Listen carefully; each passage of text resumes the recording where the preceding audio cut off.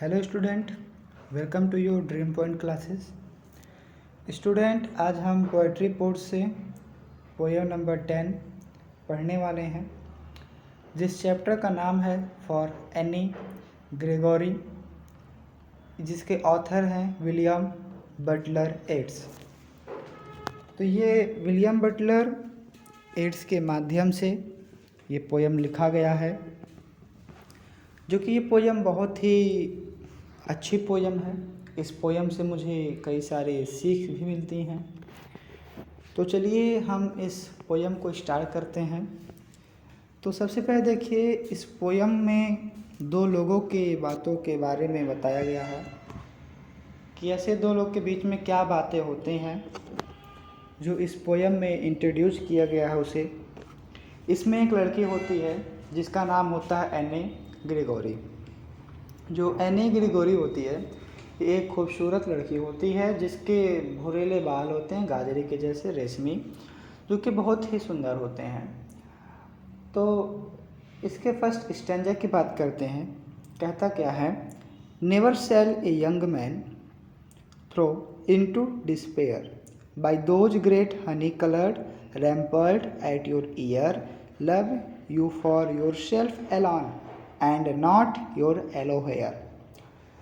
इस first stanza में कहा जा रहा है नेवर शेल यंग मैन, यानी कि जो यंग मैन होते हैं, एक जो नवयुवक और नवयुवती जो होते हैं, वो किसी के भी बालों को देखकर या किसी भी व्यक्ति की सुंदरता को देखकर वो उसे पसंद करते हैं, उसे वो प्रेम करना चालू कर देते हैं।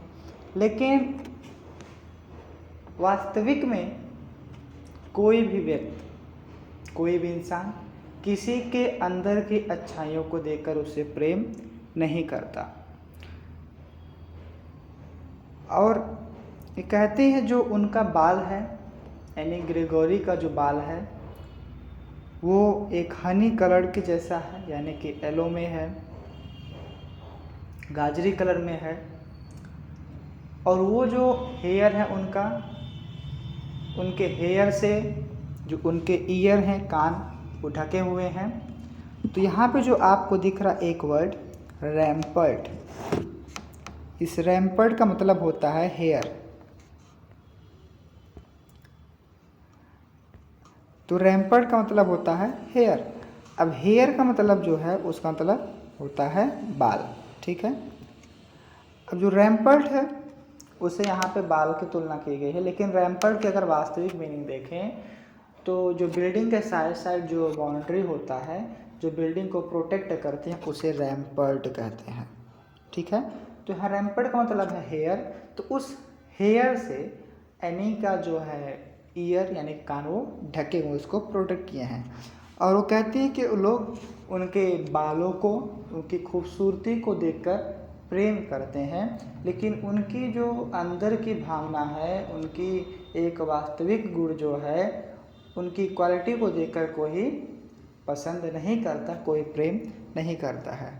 फिर कहती हैं but I can get a hair dye and set such colour there, brown और ब्लैक और carrot, the young man that young man in despair may love me for myself alone and not my yellow hair। वो कहती हैं मैं चाहूँ तो अपने बालों को डाई कर सकती हूँ, मैं अपने बालों को कलर कर सकती हूँ, अन्य प्रकार कलर कर सकते हैं, उसे हम ब्राउन भी कर सकते हैं, ब्लैक भी कर सकते हैं और कैरेट भी कर सकते हैं। तो कैरेट का मतलब होता है गाजरी कलर, ठीक है, जिसे हम रेड भी बोल सकते हैं। तो कहते हैं मैं तो अपने बालों को चेंज कर सकती हूँ, उसे हम डाई कर सकते हैं, कई सारे अन्य प्रकार के कलर से भी उन्हें हम चेंज कर सकते हैं। लेकिन जो यंग मैन है वो क्या कहते हैं, वो सैड हैं। डिस्पेयर मतलब होता है डैश, जो है मतलब सैड यानी कि दुखी। लेकिन वो क्या करते हैं, बालों को चेंज कर देंगे तो लोग क्या उनके बालों से पसंद करेंगे? तो क्या अगर वो उनके गाजरी कलर का बाल है, लोग उनके बालों को पसंद कर रहे हैं, अगर वो काला कर लेते हैं तो क्या उससे वो पसंद करना छोड़ देंगे? तो कहते हैं लोगों को किसी की सुंदरता से प्रेम नहीं करना चाहिए, उसके अंदर की जो सुंदरता है, यानी कि उसका जो गुण है वो उसके भाव कैसे हैं, उसका नेचर कैसे है, उसे देखकर लोगों को प्रेम करना चाहिए, ना ही कि किसी के ऊपरी सुंदरता चीज़ों को देखकर प्रेम करना चाहिए। लोग किसी भी चीज़ को ऊपरी तरीके से देखते हैं, सुंदर है तो लोग उसे पसंद कर लेते हैं, लेकिन वास्तविक में नहीं पता ना कि वो अंदर से कैसा है। तो कहती है मैं तो अपने बालों को चेंज कर सकता हूँ, और ये जो हमारे एलो हेयर है ना, ये भी पता नहीं किसके हैं।